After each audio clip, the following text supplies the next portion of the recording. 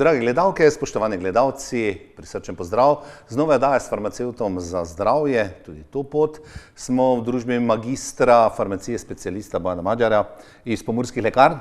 Bojan, lep pozdrav. Pozdravljeni. V našem studiu. Malce ste bili presenečeni, ne? Ker imamo malo obnovljeno zadeva. V modri barvi. Kakšna je barva Pomurskih lekarn? Zelena. Zelena. Drugič bomo obrnili sceno, imamo tudi zeleno, tako da bomo v barvah vašega podjetja. Govorili boste, pojasnili boste danes zgodbo o diuretikih. Gre za zdravila, ki odvajajo vodo. Pravzaprav, zakaj pa ljudje potrebujemo takšna zdravila, da bi šla voda od nas? Ja, ta zdravila dejansko dokaj pogosto izdajamo v lekarnah.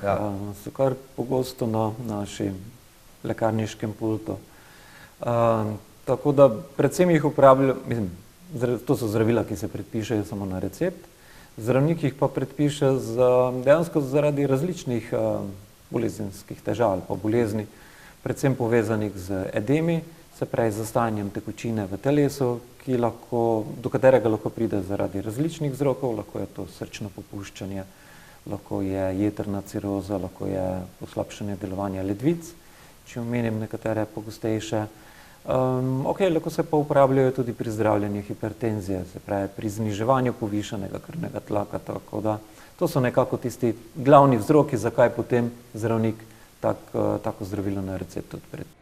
Da prvo pojasnimo to, komu grejo te zdravila. Kakšen pa je način delovanja teh zdravil? Kako delujejo v našem telesu? Ja, diuretiki delujejo z namenom odvajanja vode.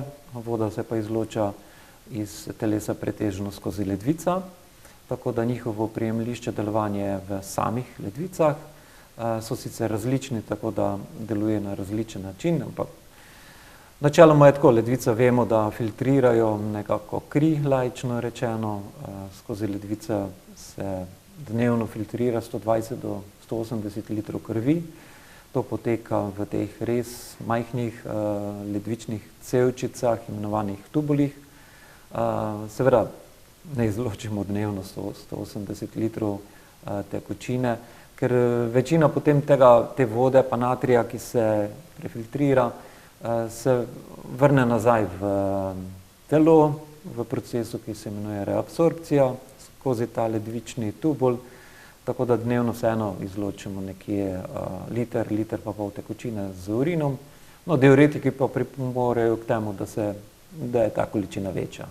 Preden bova šla na nekatere značilnosti teh zdravil, ki jih bržkone pred desetletjem bi bila to eno ali pa dve zdravili, zdaj je verjetno na tržišču več, ampak nekje sem prebral svoj čas tudi, da vodo s potom znoja oziroma tekočino izločamo ljudje, recimo, ko se potimo, da so neke rudnine, ne vem, sol, da vpliva na to, koliko izločimo, koliko ne izločimo. Je to tudi potem z temi zdravili kaj povezano ali pa je to izključno zaradi potenja našega? Seveda, tekočino izločamo na različne načine, ampak diuretiki pa delujejo samo v ledvicah. Tako da učinka na znojenje ne vpliva. So določena zdravila, ki lahko povečajo potenje, to je dejstvo, ampak jih ne uporabljamo z tem namenom, dejansko je neželeni oziroma stranski učinek. No, če smo že pri tem potenje, nekateri želijo se potiti, pravijo, da sol preprečuje to zadevo. Ne vem. To pa ne bi vedel, Če se želimo spotiti, lahko gremo v kako savno. Savne, športa in tako naprej. Kot sva že prej rekla, verjetno večje število teh diuretikov. Kakšne so njihove značilnosti? Verjetno ne delujejo vsi načeloma po istem kopitu oziroma principu, pa vendar se tu verjetno razlikujejo. Rekli ste voda, ki se nabira zaradi pljuč, zaradi srca in tu verjetno so potem različna zdravila.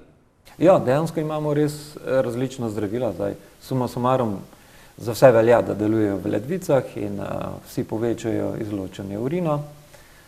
Je pa res, da so razlike, nekako v treh skupine jih lahko uvrstimo. V vsaki skupini imamo nekaj učinkovin. Dobro, v Sloveniji sta pretežno to dve učinkovini, tako da vse skupaj imamo nekje 6 različnih diuretikov, ampak potem seveda veliko tovarn je, vsaka tovarna naredi različna zdravila, tako da dejansko na koncu je res veliko zdravil, ki vsebuje diuretike. Zdaj, najmočnejši od diuretikov so diuretiki Henleyjeve zanke, tako se strokovno imenujejo. Ti delujejo na tistem delu te cevčice, kjer se največ natrija reabsorbira nazaj v kri in seveda s tem, ko gre natrij nazaj, mu sledi voda zaradi osmotskega tlaka, tako da njihov učinek je največji in zato se tudi uporabljajo pri teh največjih težavah, najhujših težavah, hudih edemih, recimo predvsem za zdravljenje edemov, to sta furosemid pa torasemid, edemi, ki nastanejo zaradi srčnega popuščanja in podobno. Zdravila delujejo v roku pol ure, ene ure, recimo, delujejo 6 ur ali pa še dlje in so, kar se tega tiče, res precej učinkovita. Potem imamo drugo skupino diuretikov, ki se imenuje tiazidi ali njim podobni, to je hidroklortiazid, recimo pa indapamid. Njun učinek je že malo manjši, vsaj kar se tiče diureze, ne.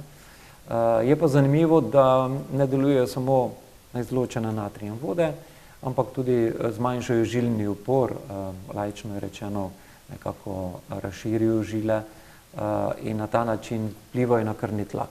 In zato se ta vrsta diuretikov pogosto oziroma največkrat uporablja pri zdravljenju hipertenzije, se pravi povišanega krvnega tlaka. Imamo jih celo ta preomenjeni hidroklortiazid, v Sloveniji ni nobenega zdravila, kjer bi bil samostojen. Vedno je v kombinaciji z nekim drugim zdravilom in tudi najnovejše smernice evropske za zdravljenje hipertenzije govorijo o tem, da bi naj že ko začnemo uvajati zdravljenje dali 2-3 učinkovine kar naenkrat.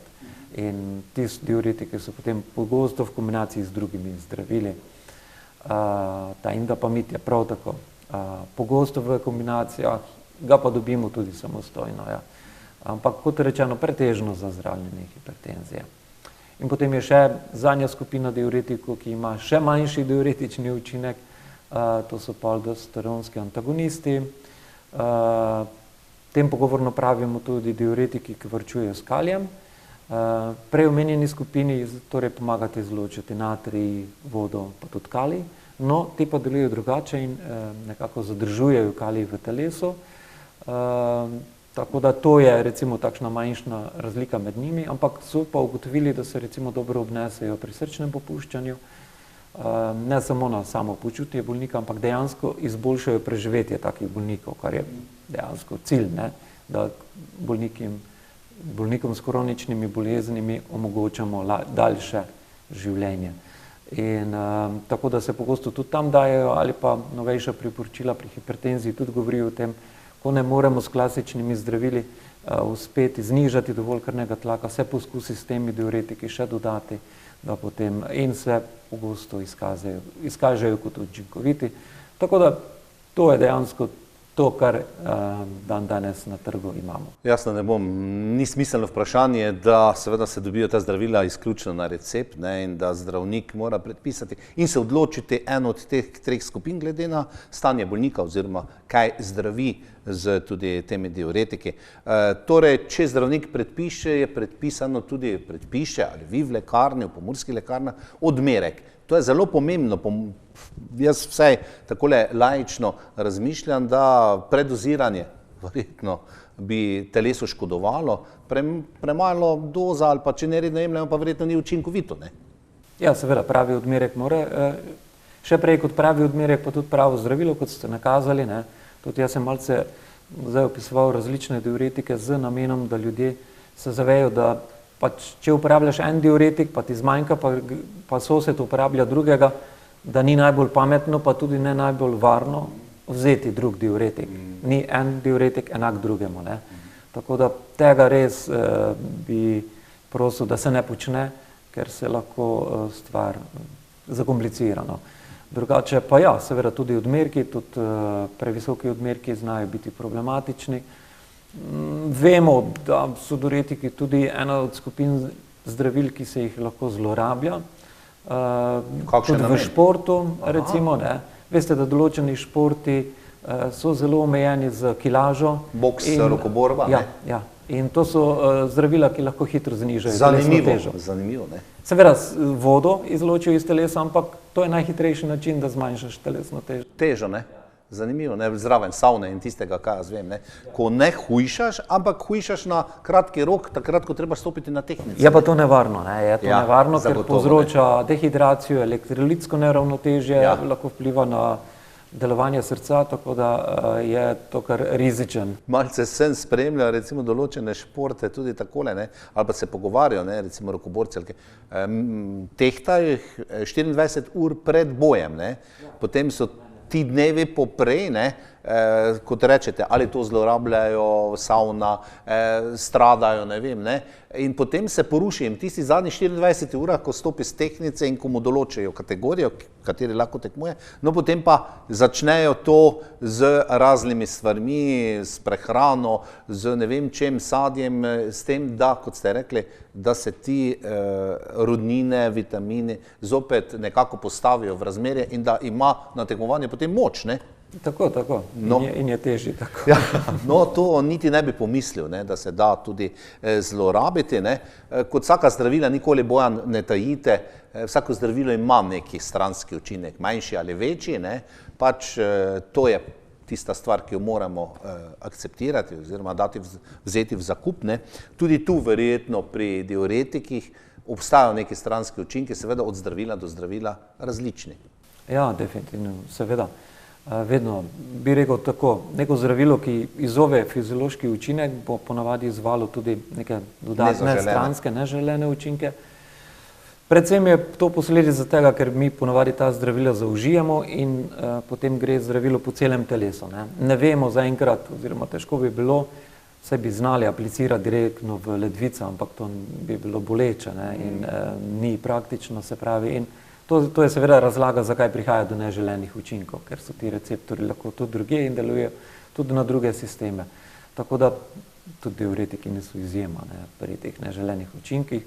Zdaj, če je zdravilo pravilno izbrano in seveda to mora biti strani zdravnika in pravilno, če se jemlje, načeloma kaj hujšega ni, se pa lahko kljub pravilno izbranemu zdravilo, pravilnim odmerkom, pač upoštevanju načina jemanja vseeno pojavi kakšna motica, slabost, vplivajo lahko tudi na odvajanje blata, recimo, lahko se pojavijo mišične krči.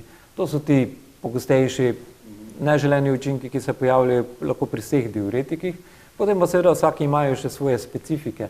Recimo ti tiazidi, vemo, da se oni delujejo tako, da se zamenjujejo z sečno kislino in potem seveda oni se izločijo, sečna kislina zostaja v telesu in nekdo, ki ima težave že s putiko, seveda se bo to potenciralo, ne? Ali pa celo izzvalo te težave. Tako da to je treba pri teh paziti. Ti aldosteronski antagonisti pač izzovejo antiandrogene učinke, ker delujejo tudi drugje. Pri moških se to lahko izraža tudi z motnjami erekcije, potem lahko se izraža s tem, da pri moških začno rasti prsi, ginekomastija, ne? Pri ženskah prihaja do motenj menstrualnega ciklusa, pač to so hormonske zadeve. Tako, ja. Do tega lahko pride, ne. Zdaj, če do tega pride, se oceni, kako hudo je in se potem gre v iskanje nove rešitve. No, zdravniki ni pa pri vseh, ne, izraženo. Vidi našo kartoteko, ne, se pravi, ne smeš pa zamolčati, recimo, sečna kislina je huda reč, ne, putika, ne, in zdaj, če se še to poslabša s tem, ne, bomo rekli, kaj te hodim k zdravniku, ne, na eni strani mi je mogoče boljše. Povejte mi, se ti diuretiki zaužívajo bolj v dopoldanskem jutranjem času ali zvečer, kaj ti verjetno to sproži proces potem tudi večkratnega uriniranja, po noči moramo vstajati, neka nevšečnost tudi na tej plati je, da moramo iz tople postelje na stranišče, ne? Definitivno, ja. Zdaj, vprašali ste o neželenih učinkih, dejansko najpogostejšega nisem povedal, ne, ker je to tudi učinek, ki ga dejansko fiziološko izvaja, to je povečana diureza, se pravi, pogosteje gremo na malo potrebo, to je logično, ko vzamemo zdravilo, kako pol ure, uro zatem, bomo definitivno mogli obiskati WC, tako da. In učinek traja nekaj ur, zato pa vedno priporočamo, da se jih vzame nekje v dopoldanskem času. Nekatere tudi moramo pozneje vzeti, nekatere jemljejo po potrebi, recimo, ne, in vzamejo takrat, ko so edemi, lahko tudi. Ampak nekako se izogibamo temu, da bi to ravno v večernih urah ali pa celo pred spanjem vzeli, ker bo to pomenilo, da potem spet naš spanec bo moten.